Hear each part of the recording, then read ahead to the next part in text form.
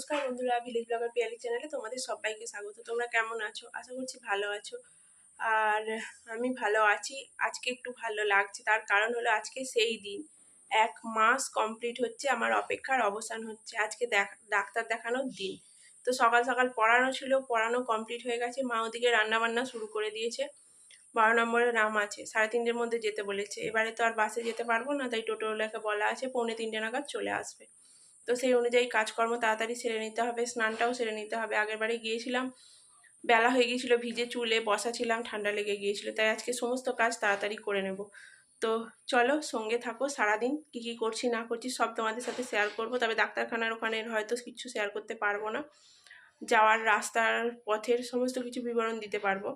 তো চেষ্টা করবো যতটা পারবো দেওয়ার। সঙ্গে থাকো, ভিডিওটা কন্টিনিউ করো।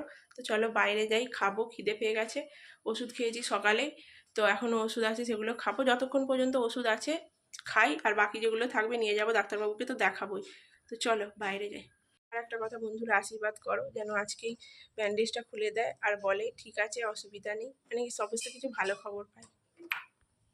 মা ওদিকে রান্না শুরু করে দিয়েছে। তো আর এখন করছে রুটি, তার কারণ ডাক্তারখানায় গেলে আস্তে আস্তে অনেকটা রাত্রির হয়ে যায়, ক্লান্ত হয়ে যায়, করার আর এনার্জি থাকে না, ভালো লাগে না। তাই মা রুটিটা করে নিচ্ছে, তারপর দুপুরে রান্না করবে। যা তরকারি করবে দুপুরে সেটাই রেখে দেওয়া হবে রাত্রে খাওয়ার জন্য। আর এখানে মা চা রেখেছে, চা গরম করে দেবে। তো চলো একটু বসি, মা খিদে পেয়ে গেছে জোর।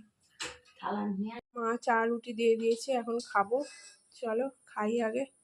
আর তোমাদেরকে এক্সরে রিপোর্ট দেখাবো করে 1 মাস কেটে গেছে। আমার এমন ভুলো মন, ভাবো তো, মাফ করে দিও, কিছু মনে করো না। আর দেখিয়ে কোনো লাভ নেই, 1 মাস কমপ্লিট। পা কি বলছে ডাক্তার, সুস্থ হয়েছে কি না সেটা বুঝে বলবো আবার, কিন্তু আর দেখিয়ে কোনো লাভ নেই, তাই আর কিছু দেখানোর দরকার নেই। তোমরা তো বুঝতেই পারছো আমি কোনো মিথ্যে কথা বলিনি। এই চলো চাটা খাই। ব্যাগটা গুছিয়ে নিলাম, প্রেসক্রিপশান নিয়েছি, 2টো ওষুধ আছে সেটা নিয়েছি, এক্সরে রিপোর্টটা নিলাম, টাকা পয়সা যা নেওয়ার গুছিয়ে নিয়েছি, ছাতা আর জলের বোতলটা পরে নেব। আর এখন যাচ্ছি সেই চালগুলো বাছতে, সেই যে চালগুলো বাছতে বাছতে আটকে গিয়েছিলো, তো একটু একটু করে রোজই বাছছি, একবারে বাছা তো সম্ভব নয়। চলো সেইগুলোই মা বললো আস্তে আস্তে পা ছড়িয়ে বসে। চালগুলো বাছছিলাম, বাছা কমপ্লিট হয়ে গেছে, এসে একটুখানি বসে পড়েছিলাম। এবার যাব স্নান করতে। এখনও যদিও জল আসেনি, কিন্তু আজকে একটু তাড়াতাড়ি স্নান করব বলে মা জল তুলে রেখেছে, তাই দিয়ে স্নান করব। আর মায়ের সব কাজ হয়ে গেছে, মা বসে আছে, জলগুলো শুধু এলে তুলে নেবে, বোতলে বালতিতে খাবার জলটা তুলে রাখবে, কারণ বিকেলবেলা তো ধরো আমরা চলে যাব, আর টাইম পাওয়া যাবে না সন্ধ্যের জলটা তোলার জন্য, সেই জন্য। টান টান করে চলে এসেছি খেতে। মা এখানে আলু সেদ্ধটা মাখছে, দাঁড়াও দেখাই কি রান্না হয়েছে। বাঁধাকপির তরকারি হয়েছে, পেঁয়াজ লঙ্কা ভাজা দিয়ে আলু ভাতে মাখা, আর হয়েছে পটল ভাজা। আর মা ভাতটা একটু ফেনা ফেনা রেখেছে, তাড়াতাড়ি খেয়ে নিচ্ছি। এখন প্রায় 1টা বাজে, একটু রেস্ট নেবো। হুটকে আবার এক জায়গায় যাওয়া, মা ধরো এত কাজ গোছাবে, 2:30 পৌনে 3টে নাগাদ টোটো আসবে, তো সব গুছিয়ে কাজকর্ম রেডি করবে, তবে বেরোতে পারবো। চাবি তালা দিয়ে দুজনেই তো যাবো, তাই। তো চলো খাওয়া দাওয়া করে নিই। হ্যাঁ, ভাত দুটো তুলে নাও, চলো খাওয়া দাওয়া করে নিই। রেডি হয়ে গেছি, এবার শুধু টোটো আসার অপেক্ষা। মা ওদিকে রেডি হয়ে গেছে, আর একটু আগে তুমুল বৃষ্টি হয়ে গেল, এখনো ঝিরঝির করে পড়ছে। রেডি হয়ে গেছে মা, ব্যাগপত্র নিয়ে চলে এসছে বাইরে, এবার টোটো এলে বেরিয়ে পড়ব।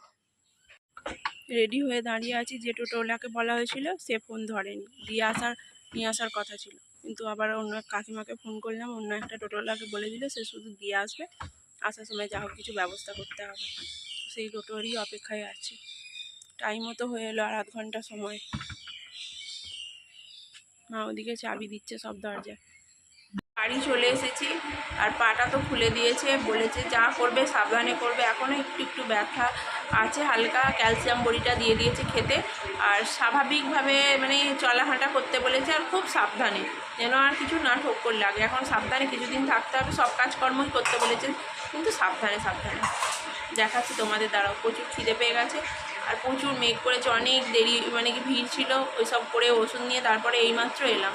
আর তোমাদের রাস্তার দেখাতে পারিনি যখন যাচ্ছিলাম, তার কারণ টোটোওয়ালা তো আসেনি। তারপরে অন্য যে টোটোওয়ালা, তাকে ফোন করে এত দেরিতে এসেছে, মানে মাথা পুরো খারাপ হয়ে গেছে। তারপরে যাওয়ার পথে দেখলাম আমাদের দোকানের মিটারটা এত অ্যাঙ্গেলটা এমনভাবে দেয়ালে লাগিয়েছে, বুঝতেই পারছো, আমি যাইনি, দেখতে পাইনি, মা বোঝে না, মানে যখন চালাটা করব প্রচুর প্রবলেম হবে। শুধু তাই নয়, কাকাদের মিটারটাও আমাদের দেয়ালে লাগিয়ে দিয়েছে।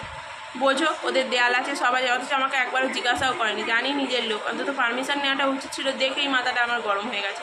আর অ্যাঙ্গেলগুলোও পুরো একদম দেয়ালের সঙ্গে সেটিয়ে দিয়েছে। তাহলে এবার চালা করব যখন, ধরো অ্যাডবেস্টার এখন না পারি, 2 বছর পরেও যখন করব, তখন তো আমাকে প্রবলেম ফেস করতে হবে। অন্তত একবার দেখা বা জানা, ওরা তো বড়, বলো, একটু তো দেখে বুঝে করা উচিত ছিল। কি করব বলো, কিচ্ছু বলার নেই, কিচ্ছু বলার নেই, কিছু বলার নেই। কী বলবো, এই মানে এই নিয়েই চলছে। সেই থেকে মাথাটা গেছে গরম হয়ে, ভালো লাগছে না কিছু। একে তো আমি মরা, তারপর আবার মেরে মেরে দিচ্ছে আরও 5 জনে। তো চলো জামা ফামা ছাড়ি, হাত পা ধুই, খাবো। কি খাচ্ছি সেটাও দেখাবো, চলো।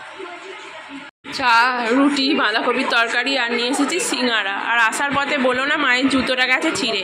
শেষে যখন সেলাই করতে গেছে কোনো রকমে, গিয়ে বলছে সোলটাই খুলে গেছে, আবার একটা নতুন জুতো কিনে দিতে হবে। কোনো রকমে সেলাই করে নিয়ে টোটো করে বাড়িতে ফিরলাম। তো চলো খাই। আর এই দেখো পাটা খুলে দিয়েছে, এখনও মানে একটু আপ ডাউন আছে, আস্তে আস্তে এগুলো সারবে, পরে ভালো করে দেখাচ্ছে। ঠান্ডা গরম জলে সেক দিতে বলেছে। এইটা গরম জল, এটা ঠান্ডা জল। এই যে সেক দিচ্ছি, ফুলে আছে, হেঁটে এসেছি, একটু ফুলো ফুলো ভাবটা রয়েছে,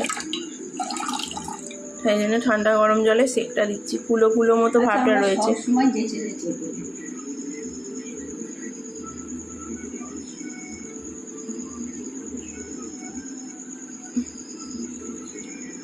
সকাল বন্ধুরা, কাল রাত্রে ভিডিওটা শেষ করতে পারিনি, করা হয়নি, খেয়ালও ছিল না, ক্লান্ত ছিলাম, শুয়ে পড়েছিলাম। আর এখন আর যদিও সকাল নেই, অনেকটা বেলা হয়ে গেছে। মা গেছে আজকে সেন্টারে ডাক্তার দেখাতে, ডাক্তার আসবে, আমি বাড়িতেই আছি। আর পায়ের ব্যথাটার কথা যদি জিজ্ঞাসা করো, পায়ে ব্যথা নেই, কিন্তু হাঁটলে পরে পাটা হালকা হালকা ফুলছে। ডাক্তার যে বলেছে ঠান্ডা গরম জলে সেক দিতে, দিলে দেখছি পাটা হালকা হয়ে যাচ্ছে। তো দেখা যাক কদিন দেখি, হাঁটছি, হাঁটলেই দেখছি ওরকম মানে কি ফুলো মতো হয়ে যাচ্ছে পায়ে, পাটা মানে ফুলে থাকলে কেমন একটা অস্বস্তি হয়, সেইটাই যেন একটা অস্বস্তি।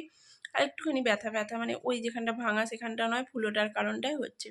তো দেখি, ডাক্তারবাবু তো বলেছেন কিছুদিন একটুখানি এরকম মনে হবে, আস্তে আস্তে ঠিক হবে। দেখি কটা দিন, না যদি কিছু হয় ঠিক, তো তখন আবার কথা বলবো। তো বন্ধুরা, ভিডিওটা এখানে শেষ করে দিচ্ছি। আবার দেখা হবে নেক্সট ভিডিওতে। তোমরা ভালো থেকো, সুস্থ থেকো, আর আশীর্বাদ করো আবার যেন পাটা স্বাভাবিক হয়ে যায়, আবার স্বাভাবিক কাজকর্ম শুরু করতে পারি। ভেবেছিলাম বেরোবো আজকে, কিন্তু যেতে পারিনি। পাটা ঠিকঠাকভাবে পেতে চলতে যেহেতু পারছি না, একটু ভয়ও লাগছে। কদিন একটু দেখি, দিয়ে তারপরে আবার তো যা কাজ আমাকে করতেই হবে। তো চলো, আবার নেক্সট ভিডিওতে, টাটা।